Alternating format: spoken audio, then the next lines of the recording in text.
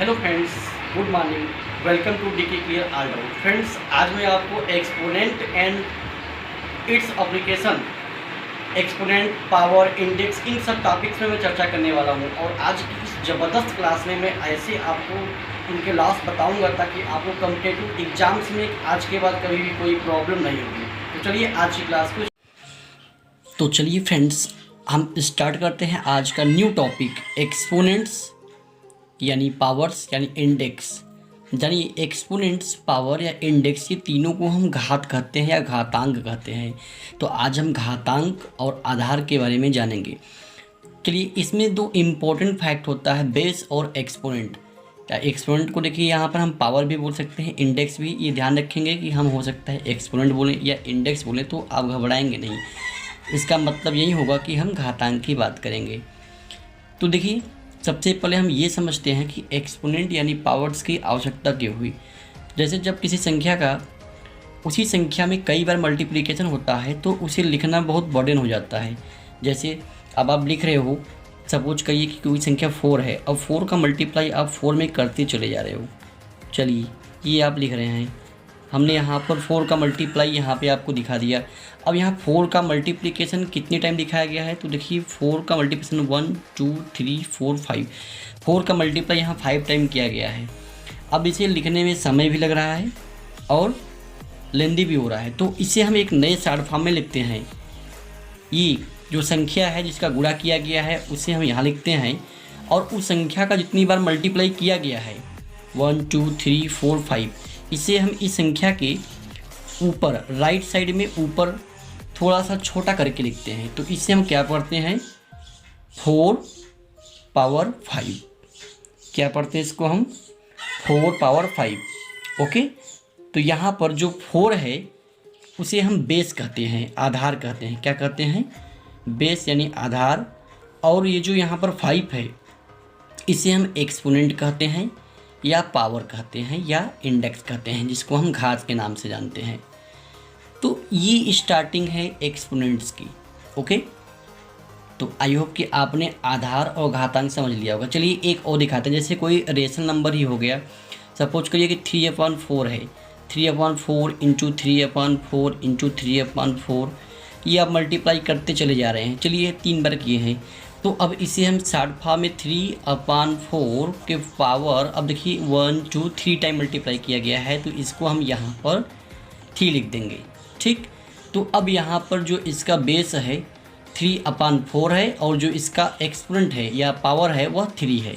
ठीक, अगर यहाँ पे हम पूछें कि बेस क्या है तो क्या बताएंगे, 3/4, अर्थात जिस संख्या का बार बार मल्टीप्लाई किया जा रहा है और इसका पावर क्या हुआ, यानी उसका एक्सपोनेंट घातांक कितना हुआ, तो वह संख्या कितनी बार गुणा किया गया है वह उसका पावर होता है, तो 3 हो गया। आई होप कि अब आप समझ गए होंगे। ठीक, चलिए अब हम आगे इसका आपको सल्यूशन भी बताएंगे। तो इसको समझिए कि ये है क्या, इसको हम फाइंड कैसे करते हैं। देखिए, जैसे अभी हम लिखे था 4 इंटू 4 इंटू 4 इंटू 4 इंटू 4, ये 5 टाइम हमने लिखा हुआ था। अब इसकी वैल्यू क्या है, तो अब देखिए यहाँ पे समझिए 4 इंटू 4 इंटू 4, 4 का मल्टीप्लाई 5 टाइम लिखा गया है। इसको हमने क्या लिखा था, 4 के पावर 5, यही हमने लिखा हुआ था। अब ध्यान से समझिए, जब इसकी वैल्यू फाइंड करनी होगी तो हम क्या करते हैं कि ये जो 4 है इसका मल्टीप्लाई हम 5 टाइम करते हैं। ठीक, तो अब ये इसका मल्टीप्लाई यहाँ 5 टाइम किया गया है, तो 4 4 जा 16 है ना, 16 4 जा 64, 64 4 जा 256, एंड 256 का मल्टीप्लाई करिए 4 में, तो करेंगे तो 4 6 जा 24 और 5 जा 20 और 2, और कितना बचा, 4 2 जा 8 यहाँ पे बचा हुआ है। कैरी कितना लगा, 2 10, तो 124 आ जाएगा। ठीक, तो ये इसकी वैल्यू हुई। अब ये नहीं कि जब हम इसको सॉल्व करेंगे तो 4 के पावर 5 है, तो इसको ये ऐसे कभी नहीं कर देंगे 4 इंटू 5, 4 5 या 20, ये गलत हो जाएगा। ठीक, जब किसी, जैसे अब इसको आपको फाइंड करना है, वो 3 के पावर 2 लिखा गया है। ठीक, तो अब इसको फाइंड करना है तो ये नहीं कहेंगे 3 2 जा 6, ये गलत हो जाएगा। अगर 3 के पावर 2 लिखा हुआ है तो इसका मतलब ये हुआ कि इस संख्या का 2 बार उसी में मल्टीप्लाई है, तो 3 3 जा 9, ये करेक्ट आंसर होगा। आप समझ रहे हैं। ठीक, चलिए ये हमने क्लियर कर दिया। आइए अब हम चलते हैं लॉस ऑफ एक्सपोनेंट यानी घातांक के नियम पर। चलिए इसमें जो सबसे पहला नियम है, इसमें क्या है कि आधार समान होने पर घात गुणा करने पर जुड़ जाते हैं। तो अब इसका क्या मतलब हुआ, सपोज करिए जैसे दो संख्याओं का आपस में गुणा है जिनके ऊपर घात लगा हुआ है और वो घात समान है। घात समान होने का मतलब जैसे x कोई संख्या है, अब इसके पावर सपोज करिए कि m है और दूसरी संख्या इसमें गुणा किया जा रहा है वो y है और उसका भी पावर m है। ठीक, एक मिनट, यहाँ थोड़ी सी मिस्टेक्स है, आधार समान है यहाँ पर। ठीक, तो आधार समान है तो मैंने दूसरी संख्या भी क्या है, x ही है। अब इसके पावर हम सपोज करते हैं कि n है, ये हो गई। अब देखिए x के पावर m इंटू एक्स के पावर n, तो अब ये देखिए संख्याओं का आधार क्या है यहाँ पर x, यहाँ भी आधार क्या है x। जब हम गुणा करेंगे तो ये आधार x ही रहेगा, इनके घात आपस में जुड़ जाएंगे। इसका घात m है, इसका घात n है, तो ये यहाँ पर m प्लस n हो जाएंगे। ठीक, समझ पा रहे हैं। एक जनरल एग्जाम्पल समझिए, जैसे कि यहाँ पर हम संख्या लिए हैं 3, इसके पावर है 5, इसका मल्टीप्लाई हम 3 के पावर 2 में कर रहे हैं। अब ध्यान रखिए यहाँ पर आधार 3 है, यहाँ भी आधार 3 है।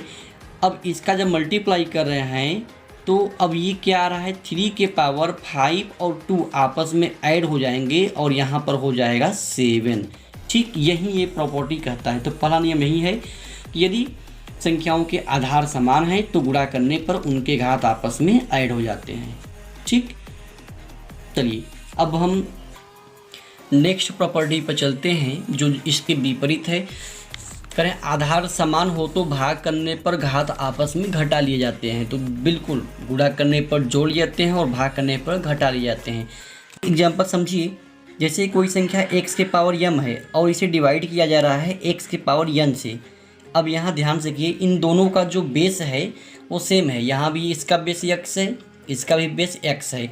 जब इसे हम सॉल्व करेंगे तो क्या मिलेगा हमको, x के पावर, अब जिसको भाग किया जा रहा था उसमें से जो भाग करने वाला पावर इंडेक्स है वो घट जाएगा। ठीक, तो x के power m divide by x के पावर n, तो क्या आएगा, x के पावर m माइनस n। अब इसे इस रूप में भी लिख सकता है तो आप बिल्कुल भी दहशत में नहीं आएंगे। x के पावर m अपान x के पावर n ऐसे भी लिखा हुआ है। तब भी जब आप इसे सॉल्व करेंगे तो देखिए इसका भी मतलब डिवाइड ही कर रहा है, तो ये हो जाएगा x के पावर m माइनस n। ठीक, तो ये आप एकदम निश्चिंत हो करके इसको समझ लीजिए। अब देखिए जैसे सपोज करिए कि यहाँ पर लिखे हम 5 के पावर 3 है और इसे डिवाइड किया जा रहा है 5 के पावर 2 से। ठीक, तो अब देखिए कितना आएगा, 5 के पावर 3 माइनस 2 हो जाएगा, डिवाइड किया जा रहा है तो 3 माइनस 2 हो जाएगा, तो आया कितना, 5 के पावर 1। ओके, तो ये अब 5 का पावर 1 है, माने किसी भी संख्या का यदि घात 1 है तो उसका मतलब कि वह संख्या ही उसकी वैल्यू होती है। ठीक, अब इसको ऐसे भी समझिए, 5 के पावर 3 है और उसको डिवाइड किया गया 5 के पावर 2 से। ठीक, अब इसे आप यहाँ भी देख सकते हैं, इसको 5 के पावर 3 का मतलब क्या हुआ, 5 का मल्टीप्लाई 3 टाइम है।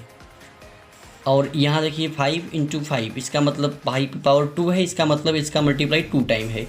तो अब ये 5 से 5 डिवाइड कर गया, ये 5 भी 5 को डिवाइड कर गया, बचा कितना, केवल 5। और ये हमारी प्रॉपर्टी से भी यही सामने आ रहा है। ठीक, ओके, तो ये सेकेंड मेथड कहता है यदि आधार समान हो तो भाग करने पर घात आपस में घटा लिए जाते हैं। आइए नेक्स्ट जो है थर्ड प्रॉपर्टी पर चलते हैं। थर्ड प्रॉपर्टी क्या कर रहा है कि किसी संख्या के घात के ऊपर घात हो तो घातांकों का आपस में गुणा कर लिया जाता है। देखिए ये एक्सपोनेंट का बहुत ही बड़ा प्रॉपर्टी है, इसे बहुत ही केयरफुली आप समझ लीजिए। जैसे एक जनरल मेथड से आप समझ लीजिए, जैसे कोई संख्या x यहाँ पे हमने राइट किया हुआ है, अब x के पावर m है और इसके भी पावर लगा दिए हमने n, या इसके भी पावर आप और भी कुछ करना चाहते हैं तो वो आप लगा सकते हैं। जब अब इसको आप सॉल्व करेंगे तो क्या हो जाएगा, x के पावर, अब ये जो घात है m n, तो ये हो जाएगा m इंटू n। ओके, जैसे अब यहाँ देख लीजिए, जैसे 2/7 है मान लीजिए, अब 2/7 के पावर हमने यहाँ पे लगा दिया है 3। अब इसके भी पावर कितना है, सपोज करिए 2 है, तो अब ये क्या हो जाएगा, सॉल्व करते समय 2/7 इसके पावर ये 3 और 2 का आपस में मल्टीप्लाई हो जाएगा। तो इसका मतलब हुआ कि 2/7 के पावर 3 2 जा 6। ओके, ये इसका जो है सॉल्यूशन हुआ। अब अगर आपको इसका वैल्यू फाइंड करना है तो आप 2 का गुणा आप 6 बार करिए, 2 इंटू 2 इंटू 2 इंटू 2 इंटू 2, तो 2 2 जा 4, 2 जा 6, 4 2 जा 6 होगा, 4 2 जा 8 होगा, 8 होगा। ठीक, तो 4 2 जा 8, 2 जा 16, 2 जा 32 एंड 2 जा 64 अपन। अब 7 का मल्टीप्लाई भी 6 टाइम करिएगा, ये नहीं कि 7 6 जा नहीं कर रहे हैं, 7 का मल्टीप्लाई 6 टाइम करिएगा। 7 7 जा 49, 49 से 343, इस तरीके से आप करते हुए देखिए कितना वैल्यू इसका आता है। अच्छा, तो ये तो हो गया। अब यहाँ देखिए करें 2 या अधिक संख्याओं के ऊपर एक ही घात हो तो वह उन संख्याओं पर घात के अलग अलग गुणन के बराबर होता है। ये भी बहुत अच्छी प्रॉपर्टी है। देखिए जैसे अब सपोज करिए, बार बार जो हम लिख रहे थे यही लिखा जा रहा था, x के पावर जैसे m है और इससे एक बार फिर से समझ लें, 2 या अधिक संख्याओं के गुणन के ऊपर यदि एक ही घात हो तो वह उन संख्याओं पर घात के अलग अलग गुणनफल के बराबर होता है। अब जैसे सपोज करिए कि 2 संख्याएं हैं, x है और y है, इनका यदि हम मल्टीप्लाई किए हैं और इसके जो पावर है m है, तो इसका क्या मतलब हुआ कि इसका मतलब ये हुआ कि x के पावर m इंटू वाई के पावर m। ठीक, तो इसका जो वैल्यू है वह इस संख्या x के पावर m मतलब इस संख्या के घात m और y की घात m के गुणन के बराबर होगा। अब इसको भी समझ लीजिए, जैसे यहाँ पे देखिए हमने लिया हुआ है 5 इंटू सपोज करिए 7 लिया हुआ है और इसके पावर हमने 3 लिया हुआ है। ठीक, तो अब इसकी वैल्यू क्या होगी, तो इसकी वैल्यू 5 के पावर 3 इंटू 7 के पावर 3 इनके बराबर आएगा। ठीक, 5 के पावर 3 इंटू 7 के पावर 3 के बराबर आएगा। ये प्रॉपर्टी यही हमको बताती है। ठीक, अब आप इसे ऐसे भी समझ सकते हैं, जैसे इसको आप 7 5 जा 35 के पावर 3 लिखा हुआ है, तो इसे भी आप इस फॉर्म में राइट कर सकते हैं, इसमें कोई भी संदेह नहीं है। ठीक, तो ये हम ऐसा क्यों करते हैं, क्वेश्चन के अकॉर्डिंग हम उसको सिंप्लीफाई करने के लिए करते हैं, आसान करने के लिए करते हैं, या कुछ वेरीफाई करने के लिए करते हैं। आइए हम नेक्स्ट इम्पोर्टेंट प्रॉपर्टी पर चलते हैं। अच्छा, इसका हम अपोजिट भी देख लें, जैसे अगर x डिवाइड बाई वाई और इसका पावर m दिया हुआ है तो इसका भी मतलब यही होगा कि x के power m divide by y के पावर m। ठीक, ये भी इम्पोर्टेंट चीज़ है, इसी का अपोजिट। चलिए नेक्स्ट प्रॉपर्टी पे चलते हैं। देखिए जो 5वां प्रॉपर्टी है बहुत ही इम्पोर्टेंट है। यदि किसी संख्या का ऋणात्मक घात उस संख्या के व्युत्क्रम यानी गुणात्मक प्रतिलोम के धनात्मक घात के बराबर होता है। यहाँ पर ये सही नहीं है। किसी संख्या का ऋणात्मक घात उस संख्या के व्युत्क्रम यानी कि गुणात्मक जो मल्टीप्लिकेटिव इन्वर्स होता है उसके जो है पॉजिटिव पावर के इक्वल होता है। अब इसका क्या मतलब है समझिए, जैसे यहाँ पर कोई नंबर लिखा हुआ है x के पावर हम -m लिखे हुए हैं, तो इसका वैल्यू इस संख्या x से इसके इन्वर्स से इसका मल्टीप्लिकेटिव इन्वर्स क्या हो जाएगा 1/x, है ना। तो इसके पॉजिटिव जो है इंडेक्स के बराबर होगा, पावर के बराबर होगा। इसको ऐसे समझिए, जैसे 4 के पावर -3 अगर लिखा हुआ है तो इसका वैल्यू कितना हो जाएगा, इसका वैल्यू हो जाएगा 1/4 के पावर 3। ये हो गया इसका वैल्यू। ठीक, फाइंड करना है इसका वैल्यू, तो अब इसका जो है आप 3 टाइम मल्टीप्लाई करके फाइंड कर सकते हैं। ठीक, तो 1 का मल्टीप्लाई 1 में करेंगे 1 ही आएगा। 4 4 जा 16, 4 जा 64, ये इसकी वैल्यू हो गई। कभी कभी इसका उल्टा भी कर देता है। देखिए जैसे ऐसा भी लिख देता है कि 1/2 की पावर अगर हम यहाँ पे हम कर दें -5 है। अब ये देखिए 1/2 के पावर -5 दे दिया है, कह देता है कि पावर को आप पॉजिटिव बनाइए। तो पावर को पॉजिटिव बनाना है तो इसका मतलब यही हुआ कि आप ये जो इसका बेस है उसको आप जो है मल्टीप्लिकेटिव इन्वर्स करेंगे। तो 1/2 का मल्टीप्लिकेटिव इन्वर्स क्या हो जाएगा 2/1 या केवल 2 कर सकते हैं। मल्टीप्लिकेटिव इन्वर्स फाइंड करने के लिए हम न्यूमरेटर को डिनोमिनेटर कर देते हैं और डिनोमिनेटर को न्यूमरेटर कर लेते हैं। ठीक, तो 1/2 का मल्टीप्लिकेटिव इन्वर्स हो जाएगा 2/1। अब इसका जो पावर था -5 अब वो केवल 5 हो गया। ठीक, तो ये आपको कभी कभी देता है कि पावर को आप पॉजिटिव करके दिखाइए, तो इसमें भी इसका काफ़ी अच्छा जो है यूज होता है। आइए हम नेक्स्ट इम्पोर्टेंट प्रॉपर्टी पे चलते हैं। बहुत ही आसान है, बहुत ही इजी है। इसमें क्या कर रहा है कि यदि किसी संख्या का घात 0 हो तो उस संख्या का मान 1 होता है। अब जैसे कोई रेशनल नंबर ही ले लीजिए, a/b है, और इसका पावर 0 है, तो इसका पूरा का पूरा वैल्यू 1 है। इसे सिंप्लीफाई करने की आपको आवश्यकता ही नहीं है। अगर 5 लिखा है, 5 का पावर 0 यहाँ कर दिया गया, तो इसका मतलब कि हो गया कि यह जो है पूरा क्या है 1 हो गया। ठीक। अब जैसे यहाँ पर सपोज करिए एक छोटा सा कभी कभी बड़ी जो है कि अक्ल के साथ दे देता है, जैसे 2 के पावर -1 दे दिया, प्लस 3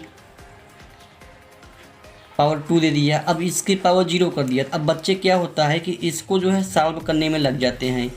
ठीक। तो अब देखिए ये पूरे ब्रैकेट के पावर को 0 कर दिया है, तो इसका पूरा वैल्यू 1 हो जाएगा। एकदम निश्चिंत होकर इसको आप सॉल्व करिए। ठीक है। अब यहाँ समय लगेगा, इसको जो देखेगा वो फट से यहाँ कर जाएगा। तो ये है, यदि किसी संख्या का घात 0 हो तो उसका वैल्यू क्या होता है 1 होता है। तो ये थे एक्सपोनेंट के कुछ इम्पोर्टेंट लॉस। अब इसका हम यूज करेंगे इनके क्वेश्चंस को सॉल्व करने में, जो आपको कॉम्पिटिटिव लेवल के क्वेश्चंस को जो है इजी करते हैं, जहाँ पे आपको क्रैक करना होता है वो थोड़े ही समय में क्वेश्चंस को और नंबर को वेरीफाई करना होता है, अटेंड करना होता है। ठीक। तो ये प्रॉपर्टी आप यूज कर करके जितने भी क्वेश्चंस हैं एक्सपोनेंट और बेस पर बेस्ड, उनको आप आसानी से सिंप्लीफाई कर लेंगे। तो चलिए नेक्स्ट पार्ट में हम मिलते हैं इनके क्वेश्चंस के साथ में। तब तक के लिए गुड बाय, टाटा, और बने रहिए घर पर। Be safe, be careful.